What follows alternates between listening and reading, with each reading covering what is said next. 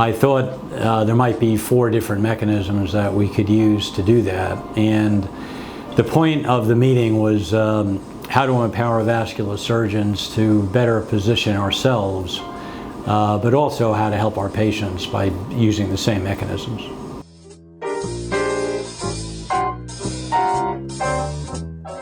Well, heart and vascular centers currently almost uniformly exist where they exist. The point of presenting this is that the emphasis at a heart and vascular center is almost always on the heart part of it.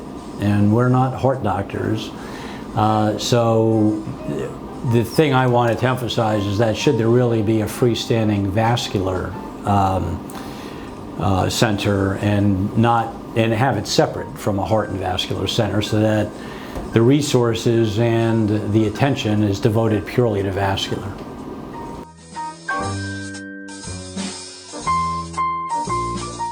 So again, most hospitals in the United States, a vascular division is part of an overall department of general surgery, actually. There's very few freestanding or separate vascular departments. And for the same reason, I think we should be considering trying to form vascular departments more, so you can try to allocate funding and resources and attention just solely to vascular, but also so that you have more control over your own education and that vascular trainees and staff are not obligated to go to general surgery conferences.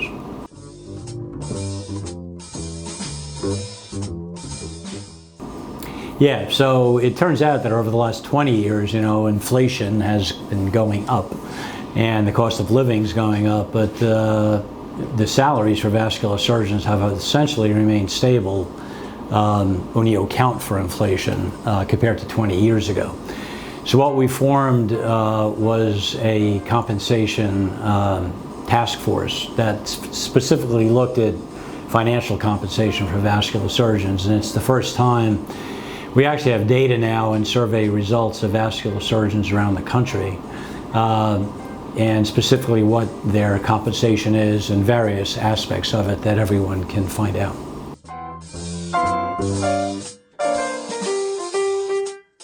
That's a very debatable question, and Dr. Asher has really championed potentially forming unions. Again, as I've trying to learn more and more about this, there's really a lot of obstacles to doing that. Interestingly, the majority of vascular surgeons that were surveyed in certain vascular societies are in favor of it in principle. But when you get down to the details, it gets really pretty tricky and it would be challenging. But I still think it's something we should be considering and maybe pursuing.